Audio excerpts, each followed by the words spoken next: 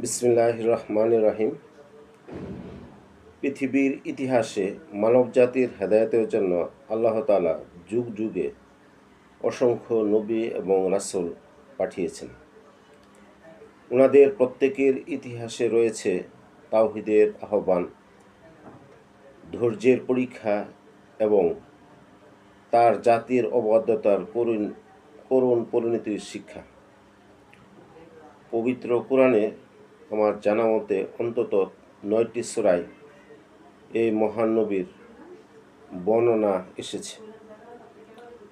উনার কাহিনী আমাদেরকে স্মরণ করিয়ে দেয় যে পার্থিব শক্তি ও সম্পদ যদি স্রষ্টাকে ভুলে অহংকারের কারণ হয়, তবে তা নিমিষেই ধ্বংস ডেকে আনতে পারে।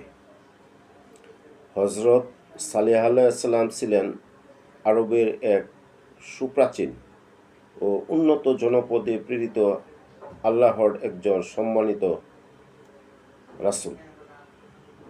নবুয়ত প্রাপ্তির পূর্ব থেকেই তিনি প্রজ্ঞা, সততা এবং চারিত্রিক শ্রেষ্ঠত্বের জন্য নিজ সমাজে অত্যন্ত সমাদৃত ও বিশ্বস্ত ছিলেন। উনার মহৎ গুণাবলীর কারণে সম্প্রদায় তাকে ভবিষ্যতের যোগ্য নেতৃত্বের উত্তরসূরি হিসাবে গণ্য করত।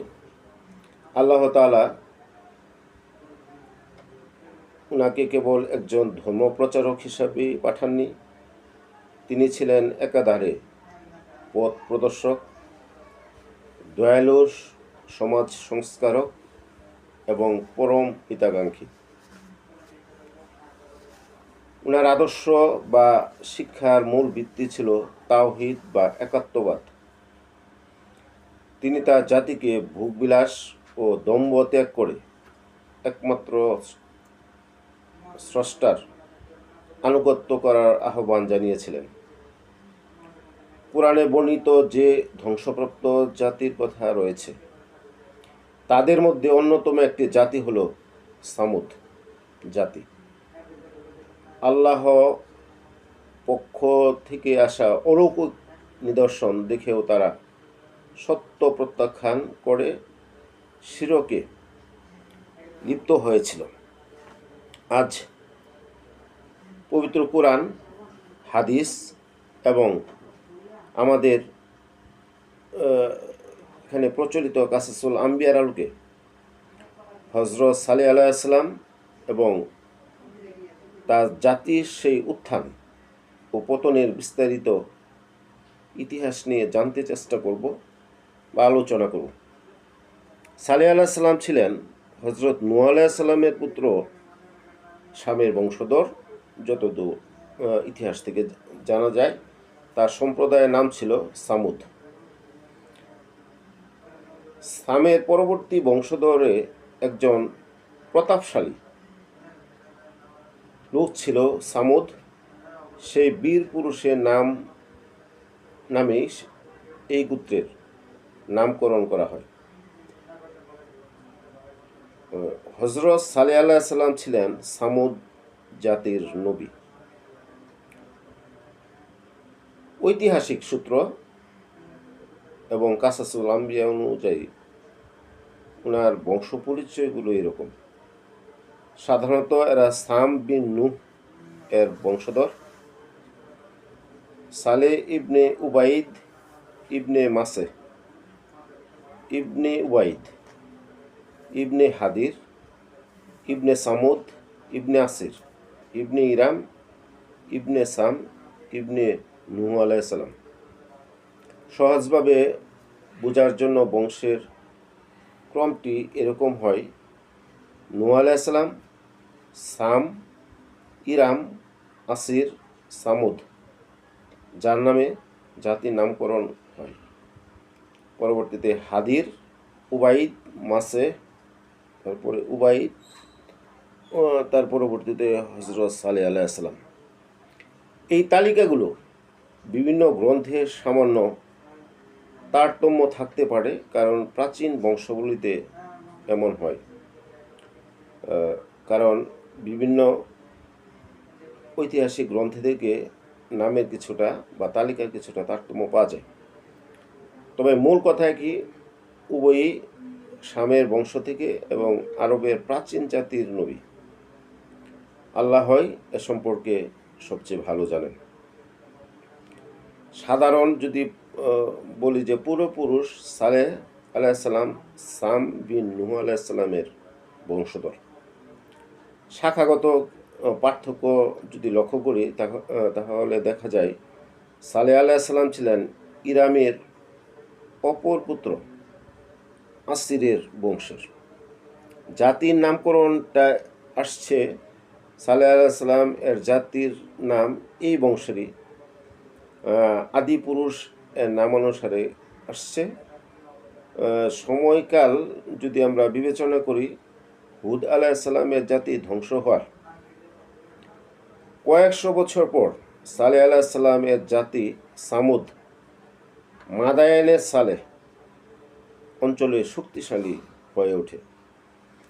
কোরআনেও সামুদ জাতিকে আদ জাতির পরবর্তী স্থলাভিষিক্ত হিসাবে উল্লেখ করা হয়েছে। সূরা আরাফের ৭৪ নম্বর আয়াতে আমরা এরকম পাই। সংক্ষেপে যদি মনে রাখার সুবিধার্থে যদি আমরা বংশের পরম্পরাটা এইভাবে বলি, নূহ আলাইহিসসালাম, পরবর্তীতে সাম, ইরাম, আসির, সামুদ, হাদির, উবাইদ, মাসেহ, উবাইদ, সালেহ আলাইহিসসালাম।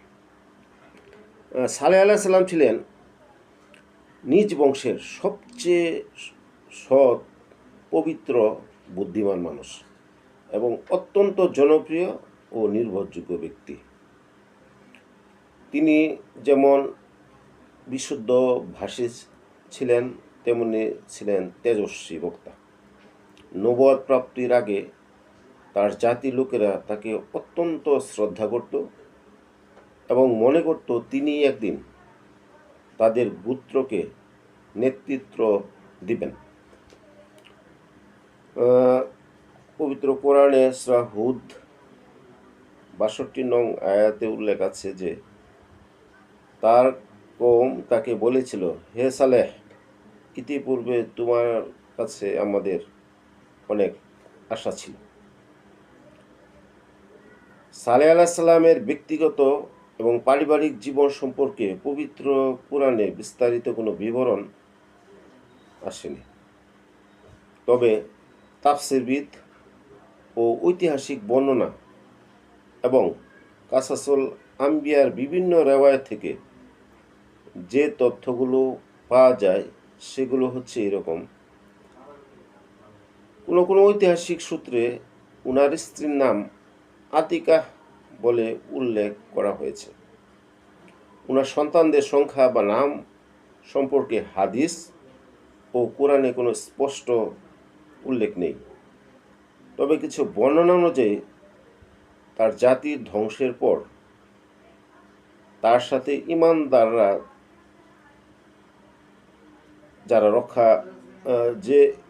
ইমানদাররা রক্ষা পেয়েছিলেন, তাদের মধ্যে তার পরিবারও অন্তর্ভুক্ত ছিল। এটা বিভিন্ন ঐতিহাসিক তথ্য থেকে জানা যায়। আতিকা নাম এটি একটি নির্ভরযোগ্য প্রধান সূত্র কোরআন বা ইবনে কাসির এই ধরনের নির্ভরযোগ্য কোনো সূত্র থেকে পাওয়া যায় না। একটি দুর্বল বা লোকগাথামূলকও হতে পারে।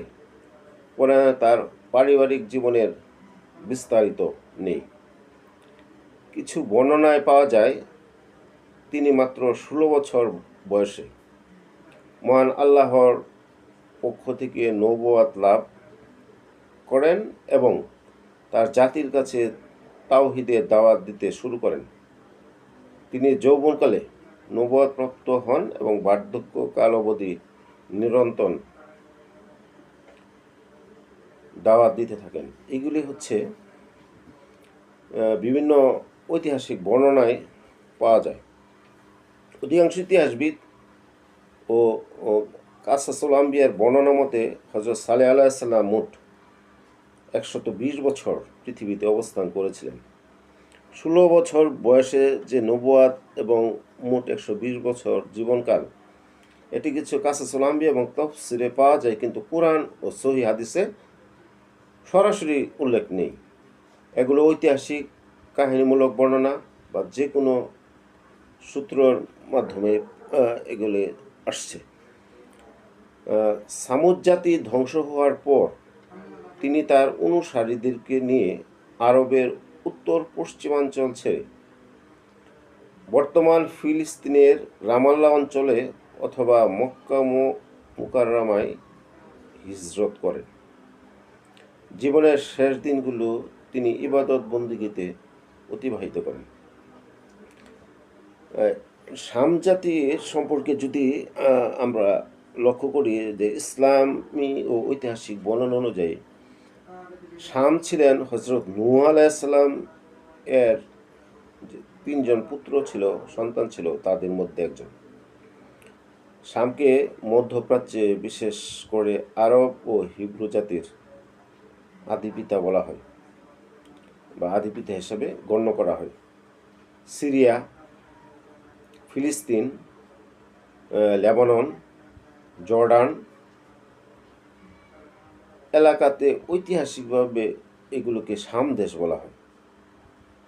এই অঞ্চলের নামকরণ তার নাম থেকে এসেছে বলে ধারণা করা হয়। পবিত্র কোরআনে নূহ আলাইহিসসালাম এর পুত্রদের নাম সরাসরি উল্লেখ না থাকলেও হাদিস ও ঐতিহাসিক বর্ণনা ও বিভিন্ন তফসির থেকে জানা যায় এগুলি। শাম ছিলেন নূহ আলাইহিসসালামের পুত্র, যার বংশধারা থেকে আরব ও বনি ইসরায়েল জাতির উৎপত্তি হয়।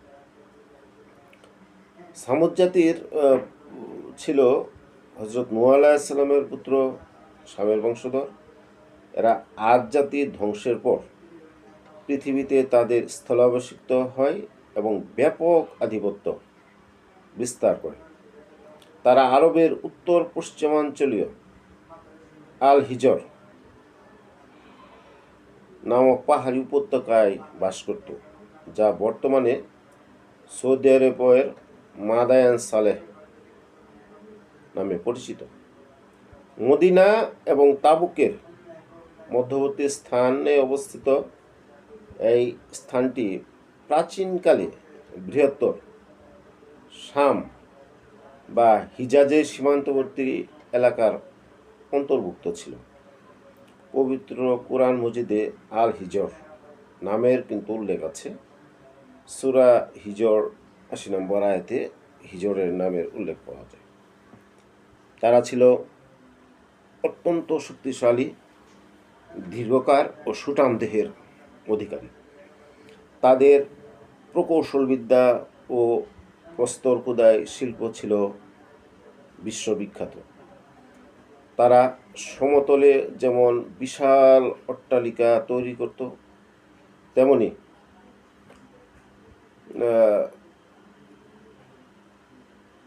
পাহাড় কেটে মজবুত ও নিরাপদ আবাসস্থল নির্মাণ করত। সূরা আশ-শুআরা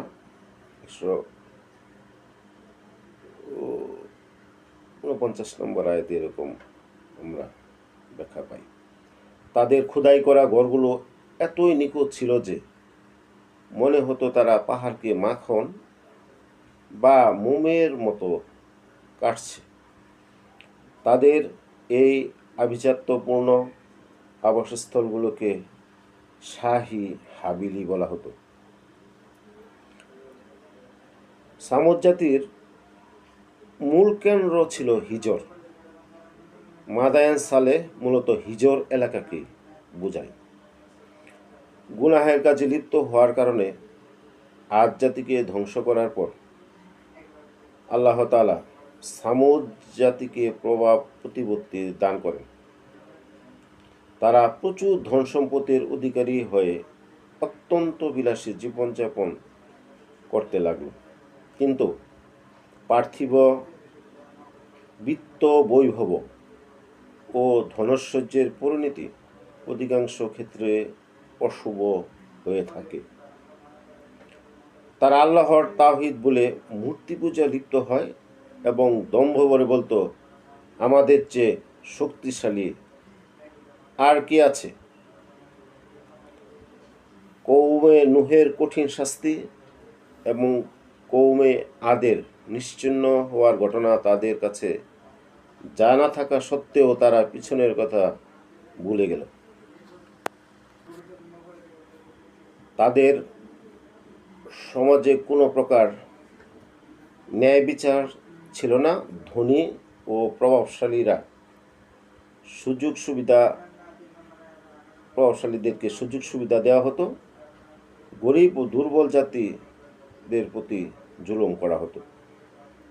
পবিত্র কোরআনে সূরা নামল এর 48 নং আয়াত অনুযায়ী সেই শহরে 9 জন প্রভাবশালী নেতা ছিল, যারা দেশে অঞ্চলে বিপর্যয় সৃষ্টি করত এবং কোনো সংস্কারমূলক কাজ করত না। এই জালেম অত্যাচারী লোকরাই ছিল তাদের মূল পথ প্রদর্শক। যখন সামুদ জাতি শিরকে চরম সীমায় পৌঁছে, তখন আল্লাহ তাদেরই বংশের মধ্যে হতে সালেহ আলাইহিস সালামকে নবী মনোনীত করে পাঠালেন। তিনি বড় বড় সমাবেশে যুক্তি নিরিখে দরদি কণ্ঠে আল্লাহর বাণী শোনাতেন। উনার দাওয়াতের মূল দিকগুলো ছিল একাত্মবাদ, ক্ষমা ও তওবা, পরকাল ভীতি ইত্যাদি। তিনি একমাত্র আল্লাহর ইবাদত করা এবং স্বহস্তে নির্মিত মূর্তি পূজা ত্যাগ করার আহ্বান জানাতেন। তিনি বলতেন, হে আমার জাতি, আল্লাহর ইবাদত করো, তিনি ছাড়া তোমাদের কোনো উপাস্য নেই। তিনি জমিন হতে তোমাদেরকে সৃষ্টি করেছেন, তার মধ্যে তোমাদের বসতি দান করেছেন, অতএব তার কাছে ক্ষমা প্রার্থনা করো। সূরা হুদের 61 নম্বর আয়াত থেকে আমরা এই ধরনের ব্যাখ্যা পাই, এই ধরনের অর্থ পাই বা ব্যাখ্যা পাই। তিনি বলতেন, তোমরা যদি তওবা করো তবে আল্লাহ তোমাদের রিজিক ও শক্তি বৃদ্ধি করে দেবেন।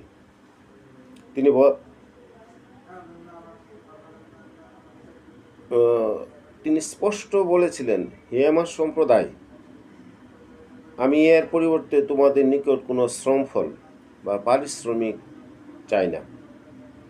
আমার পুরস্কার আছে তারই নিকট, যিনি আমাকে সৃষ্টি করেছেন। তিনি তাদের আখিরাতের কথা শোনাতেন, জান্নাতের নিয়ামতের কথা বলতেন উদ্বুদ্ধ করতেন এবং জাহান্নামের ভীতি প্রদর্শন করতেন।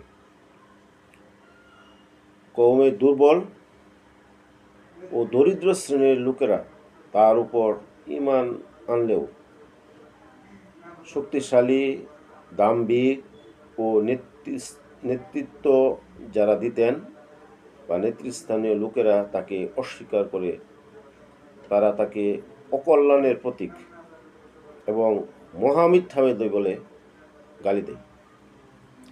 হযরত সালেহ আলাইহিস সালাম তার জাতিকে এক আল্লাহর ইবাদতে আহ্বান জানিয়ে সতর্ক করেন যে আল্লাহ তাদের আদ জাতির পর পৃথিবীতে প্রতিষ্ঠিত করেছেন এবং অঢেল নিয়ামত দান করেছেন, কিন্তু অবাধ্য জাতি তাকে অস্বীকার করে এবং তার সততা প্রমাণের জন্য এক অসম্ভব অলৌকিক নিদর্শন দাবি জানায়। সম্প্রদায়ের নেতারা হযরত সালেহ আলাইহিস সালামকে দাওয়াত থেকে নিবৃত্ত করতে এমন এক দাবি করল যা সাধারণ মানুষের পক্ষে অসম্ভব। তারা বলল, আপনি যদি সত্য নবী হন তবে আমাদের নিকটবর্তী কাতেবা পাহাড়ের ভিতর থেকে একটি 10 মাসের গর্ভবতী, সবল ও স্বাস্থ্যবতী উটনী বের করে দেখান। সালেহ আলাইহিস সালাম তাদের থেকে অঙ্গীকার নিলেন যে দাবি পূরণ হলে তারা ঈমান আনবে কিনা। সবাই প্রতিশ্রুতি দিলে তিনি সালাতে দাঁড়িয়ে আল্লাহর কাছে আহ্বান করলেন বা দোয়া করলেন। এগুলি আমরা বিভিন্ন ইতিহাস থেকে জানতে পারি। আল্লাহ তাআলা ওনার দোয়া কবুল করে বললেন, আমি তাদের পরীক্ষার জন্য একটি উষ্ট্রি প্রেরণ করব, তুমি তাদের এর প্রতি লক্ষ্য রাখো এবং ধৈর্য ধারণ করো। সূরা আল কামার ২৭ নম্বর আয়াত থেকে আমরা এই ধরনের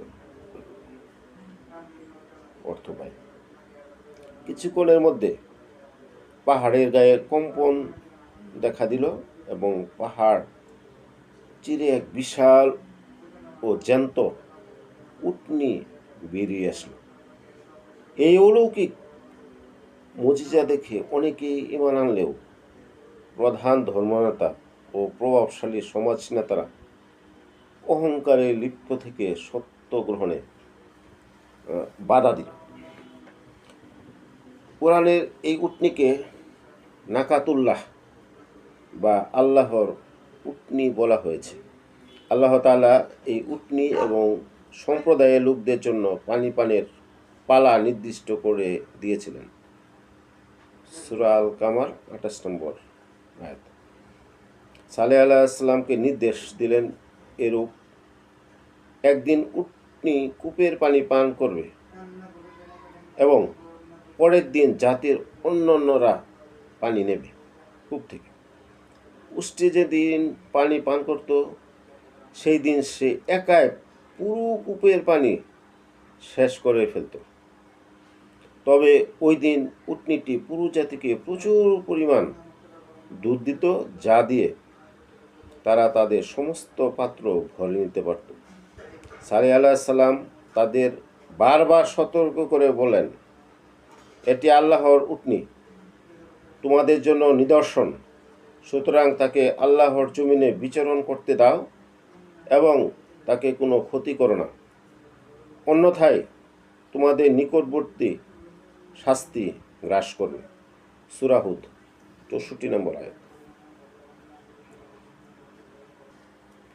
শহরের ৯ জন প্রভাবশালী ব্যক্তি ছিল, যারা সবসময় বিপর্যয় সৃষ্টি করত। সূরা নামল ৪৮ নম্বর আয়াত থেকে আমরা পাই। তারা এই শৃঙ্খলা সহ্য করতে না পেরে উটনিকে হত্যার ষড়যন্ত্র করে। ঐতিহাসিক বর্ণনা অনুযায়ী সামুদ গোত্রের ২ প্রভাবশালী নারী সাদ্দুক বিনতে মুহাইজা এবং উনাইজা বিনতে গানাম এই ষড়যন্ত্রের ইন্ধন যোগায়। এগুলি হচ্ছে ঐতিহাসিক বর্ণনা, ইতিহাস থেকে পাওয়া যায়। উনাইজা তার কন্যাদের প্রলোভন দেখে উদার ইবনে সালুফ নামক এক পাপিষ্টকে উষ্ট্রি হত্যার প্ররোচিত করে। উদার তার প্রধান সহযোগী মিজদা ইবনে মাহরাজ এর সহায়তায় উটনিকে আক্রমণ করে। মিজদা প্রথমে তীর মেরে উটনিকে কাবু করে এবং উদার অত্যন্ত নিষ্ঠুরভাবে তার পা কেটে উটনিকে হত্যা করে। এরপর তারা দম্ভ ভরে সালেহ আলাইহিস সালামকে বলে, সূরা আরাফের ৭৭ নং আয়াত থেকে এরকম পাওয়া যায়, হে সালেহ, তুমি যে শাস্তির ভয় দেখাতে তা নিয়ে এসো, যদি তুমি প্রেরিতদের অন্তর্ভুক্ত হও।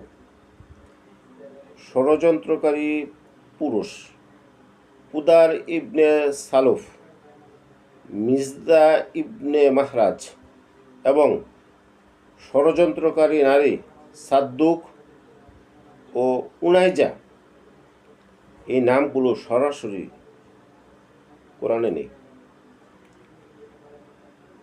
এগুলো হাদিসের বিভিন্ন রেওয়ায়াত এবং আরবের প্রাচীন ঐতিহাসিক সূত্র থেকে বর্ণনা পাওয়া যায়। ইমাম জারির তাবারি এবং ইবনে কাসির তাদের ইতিহাসে এই নামগুলো বিস্তারিত আলোচনা করেছেন। এগুলো হচ্ছে ইসলামের অনেক ক্ষেত্রে স্বীকৃত তথ্য বলা যায়। উটনীটি যখন যন্ত্রণায় চিৎকার করছিল, তখন তার পাশে থাকা বাচ্চাটি ভয়ে চিৎকার করে পাহাড়ে উঠে যায় এবং 3বার ডাক দিয়ে পাহাড়ের আড়ালে অদৃশ্য হয়ে যায়, মানে 3বার চিৎকার করে অদৃশ্য হয়ে যায়। কিছু বর্ণনায় আছে, যেমন আল বিদায়া ওয়াল নিহায়া থেকে নেওয়া। এটি হলো ইসলামের ইতিহাসের অন্যতম একটি প্রামাণ্য ও বিশাল বিশ্বকোষ। এই বর্ণনা কোরআন এবং হাদিসে কিন্তু নেই। মনে রাখতে হবে কোনগুলো কোরআন এবং হাদিসের বর্ণনা, কোনগুলো ঐতিহাসিক বর্ণনা। এই যে উটনি বাচ্চাটি ভয়ে চিৎকার করে পাহাড়ে চূড়ায় উঠে গেছে, এই বর্ণনাগুলো কোরআন হাদিসের কোথাও নেই। উটনি হত্যার পর সালেহ আলাইহিস সালাম ব্যথিত হৃদয়ে ঘোষণা করলেন, সূরা হুদের 65 নম্বর আয়াত থেকে আমরা এরকম পাই, তোমরা তোমাদের ঘরে মাত্র 3 দিন সময় পাও। এটি একটি অটল প্রতিশ্রুতি যা মিথ্যা হবে না। ধ্বংসের দিনগুলো সপ্তাহের নাম বৃহস্পতি, শুক্র, শনি। এটি কিছু বর্ণনায় আছে, যেগুলো কোরআনে নেই। তারা তাচ্ছিল্য করে শাস্তির লক্ষণ জানতে চাইলে তিনি বললেন, প্রথম দিন বৃহস্পতিবার সবার মুখমণ্ডল হলুদ হয়ে যাবে, দ্বিতীয় দিন শুক্রবার সবার মুখমণ্ডল লাল বর্ণ ধারণ করবে, তৃতীয় দিন শনিবার সবার মুখমণ্ডল ঘোর কৃষ্ণবর্ণ হয়ে যাবে, চতুর্থ দিন সকালে এক প্রকার ভয়াবহ চিৎকার ও প্রচণ্ড ভূমিকম্প তাদের আঘাত করল। এই সবার মুখমণ্ডল যে ঘোর কৃষ্ণবর্ণ হয়ে যাবে, এই এবং হত্যাকারীদের যে ষড়যন্ত্র ছিল, এই হটকারী জাতি তওবা না করে উল্টো সালেহ আলাইহিস সালাম ও তার পরিবারকে রাতের বেলা হত্যা ষড়যন্ত্র করে। সেই 9 জন নেতা, এই সূরা নামল 48 নম্বর আয়াত থেকে এরকম পাওয়া যায়, তারা হত্যা ষড়যন্ত্র করে এই নিকৃষ্ট ষড়যন্ত্রের নেতৃত্ব দেন সেই 9 জন নেতা। কিন্তু আল্লাহ তাআলা ইতিমধ্যে তাদের প্রস্তর বর্ষণে ধ্বংস করে দিলেন। সূরা নামল 48 থেকে 51 আয়াতের দিকে আমরা বিষয়গুলো লক্ষ্য করব। চতুর্থ দিন যে বলেছিলাম যে সকালে এক ভয়াবহ চিৎকার, সাইহা এবং প্রচণ্ড ভূমিকম্প, রাজফা তাদের আঘাত করল। শাস্তিস্বরূপ পবিত্র কোরআনের বর্ণনা অনুযায়ী সামুদ জাতির উপর আসা আযাব ছিল বহুমুখী ও ভয়াবহ। সাইহা বা ভয়াবহ চিৎকার, আকাশ থেকে আসা এক প্রকম্পিত গর্জন বা বিকট শব্দ। ভূমিকম্পটা মাটির নিচ থেকে আসা প্রচণ্ড কম্পন। এই দ্বিমুখী দুর্যোগে পুরো সামুদ জাতি তাদের নিজেদের ঘরে মুখ থুবড়ে পড়ে মারা যায়। কোরআনের ভাষায় সূরা হুদ আয়াত 67 থেকে আমরা পাই এরকম, কোরআনের ভাষায়, অতঃপর এক ভয়াবহ গর্জন তাদের পাকড়াও করল, ফলে তারা নিজ গৃহে উপুর হয়ে পড়ে রইল। সেই বিকট শব্দের কম্পন তাদের প্রত্যেকের হৃদয়, প্রত্যেকের মারা যাওয়ার ফলে তারা অট্টালিকার ভিতরে উপুর হয়ে পড়ে রইল। এখানে সূরা হুদের 68 নম্বর আয়াত অনুযায়ী তারা এমনভাবে নিশ্চিহ্ন হয়েছিল যেন তারা কোনোদিন সেখানে বসবাসই করেনি। রাসূল সাল্লাল্লাহু আলাইহি সাল্লাম বলেন, আবু রেগাল নামক এক নেতা মক্কা থাকার কারণে বেঁচে গিয়েছিল। সুনানে আবু দাউদ 3088 নম্বর এটা। এই বিভিন্ন ক্ষেত্রে এটা নম্বর তারতম্য হতে পারে, কিন্তু বললেন যে রাসূল সাল্লাল্লাহু আলাইহি ওয়াসাল্লাম বললেন যে এক নেতা মক্কায় থাকার কারণে বেঁচে গিয়েছিল, কিন্তু হারাম শরীর থেকে বেরোবার সাথে সাথেও সে গজবে পতিত হয়।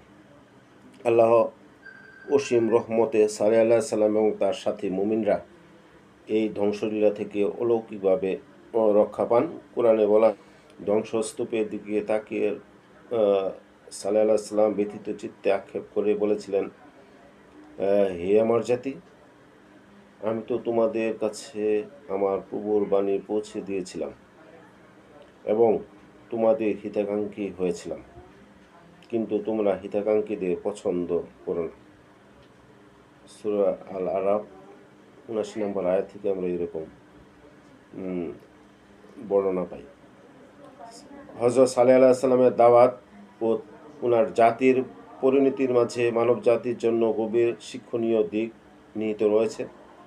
এই ঐতিহাসিক ঘটনা থেকে আমরা যে শিক্ষাগুলি পাই, বলা যায় যে সামুদ জাতির ইতিহাস আমাদের শেখায় পার্থিব ক্ষমতা, অঢেল সম্পদ ও স্থাপত্যের শৈলীর অহংকার মানুষকে সাময়িক সুখ দিলেও তা আল্লাহর আযাব থেকে বাঁচাতে পারে না। স্রষ্টার অবাধ্যতা ও দম্ভ চিরস্থায়ী ধ্বংস ডেকে আনে। আল্লাহর প্রেরিত অলৌকিক নিদর্শন বা মুজিজাকে, যেমন এই বর্ণনায় নাকাত আল্লাহ বা আল্লাহর উটনি, মুজিজাকে অবজ্ঞা ও অবমাননা করার ফল অত্যন্ত ভয়াবহ। আল্লাহ কুদরতকে অস্বীকার করা বা তার অসম্মান করা সরাসরি আল্লাহর মনে হয় ক্রোধকে আমন্ত্রণ জানানোর শামিল। সমাজে অন্যায়ের প্রতিবাদ না করে বরং অপরাধীদের যেমন সেই ৯ জন দুর্বৃত্ত যারা বিপর্যয় সৃষ্টি করত প্রশ্রয় দেওয়া একটি জাতির পতনকে ত্বরান্বিত করে। প্রশ্রয় দেওয়া পাপকে কখনোই প্রশ্রয় দেওয়া যাবে না। জুলুম এবং পাপাচার যেখানে সীমা ছাড়িয়ে যায়, সেখানে আল্লাহর ন্যায় বিচার ও ধ্বংস অনিবার্য হয়ে পড়ে। এই ঘটনা থেকে আমরা এগুলি শিক্ষা পাই। হযরত সাল্লাল্লাহু আলাইহি সাল্লামের ধৈর্য আমাদেরকে আরও শিক্ষা দেয় যে সত্যের পথে অটল থাকলে শত প্রলোভন বা হুমকির মুখেও আল্লাহর উপর পূর্ণ ভরসা রাখলে চূড়ান্ত বিজয় ও মুক্তি মুমিনদেরই হয়। আল্লাহর পক্ষ থেকে আসা সুযোগ ও অবকাশের সময়কে হেলায় হারিয়ে দ্রুত তওবা করা উচিত। হেলায় না হারিয়ে দ্রুতই তওবা করা উচিত। আল্লাহর পক্ষ থেকে যে সুযোগগুলি আসবে, এগুলি অবকাশ হেলায় এগুলি কখনো হারানো যাবে না। দ্রুত তওবা করা উচিত। নির্দিষ্ট সময় পার হয়ে গেলে এবং গুনাহের বোঝা পূর্ণ হলে তার ন্যায় বিচার ও কঠোর শাস্তি থেকে বাঁচার কোনো পথ থাকে না। সামুদ জাতির ঘটনা থেকে শিক্ষা গ্রহণ করার গুরুত্ব এতই বেশি যে স্বয়ং রাসূল সাল্লাল্লাহু আলাইহি সাল্লাম তাবুক যুদ্ধের সময় হিজর এলাকা বা সামুদ জাতির এলাকা অতিক্রমকালে সাহাবীদের কাঁদতে কাঁদতে দ্রুত পার হওয়ার নির্দেশ দিয়েছিলেন, যেন মানুষের অন্তর শক্ত হয়ে না যায় এবং পূর্ববর্তী জাতিদের পাপের পরিণাম দেখে তারা শিক্ষা নিতে পারে। উপরোক্ত ঘটনার সময় আমি উপস্থিত ছিলাম না বা আমি ঘটনাগুলোর প্রত্যক্ষদর্শীও নই। উপরের কথাগুলো কোরআনের বিভিন্ন সূরার থেকে, যেমন সূরা হুদ, সূরা আরাফ, সূরা হিজর, সূরা শুআরা, সূরা কামার, সূরা নামলের আয়াতের থেকে বর্ণনাগুলো বলতে চেষ্টা করেছে। হাদিস, ঐতিহাসিক বর্ণনা এবং কাসাসুল আম্বিয়ার আলোকেও অনেক বর্ণনা বা ব্যাখ্যা করেছি। আল্লাহ এ সম্পর্কে ভালো জানেন। এতে যদি অনিচ্ছাকৃত কোনো ভুল হয়ে থাকে, মহান আল্লাহ তাআলা আমাকে ক্ষমা করেন এবং সামুদ জাতি সম্পর্কে যে কথাগুলো জানলাম সেগুলি থেকে সঠিক বুঝদান করেন। হযরত সালেহ আলাইহিস সালামের ইতিহাস কেবল একটি প্রাচীন বর্ণনা বা কাহিনী নয়, বরং এটি কিয়ামত পর্যন্ত আসা একটি বা প্রতিটি প্রজন্মের জন্য এক সতর্কবাণী। তিনি তার প্রজ্ঞা ও চারিত্রিক মাধুর্য দিয়ে জাতিকে সত্যের পথে ডেকেছিলেন, কিন্তু সামুদ জাতির দম্ভ ও অহংকারের কাছে তাদের বিবেক পরাজিত হয়েছিল। নাকাতুল্লাহ বা আল্লাহর উটনীকে হত্যার মাধ্যমে তারা মূলত নিজেদের অস্তিত্বকে ধ্বংসের মুখে ঠেলে দিয়েছিল। তাই আধুনিক সভ্যতা যখন প্রযুক্তির শীর্ষে দাঁড়িয়ে স্রষ্টাকে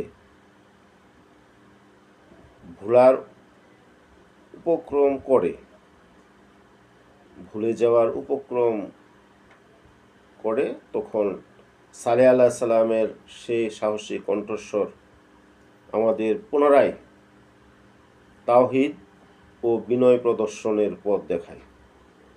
সামুদ জাতির জনশূন্য ধ্বংসাবশেষ আজও পৃথিবীর বুকে এই সাক্ষ্যই বহন করেছে যে আল্লাহর নির্দেশ অমান্য করে কোনো শক্তি টিকে থাকতে পারে না। সালেহ আলাইহিস সালাম ও উনার জাতির ইতিহাস সম্পর্কে আজ এ পর্যন্ত।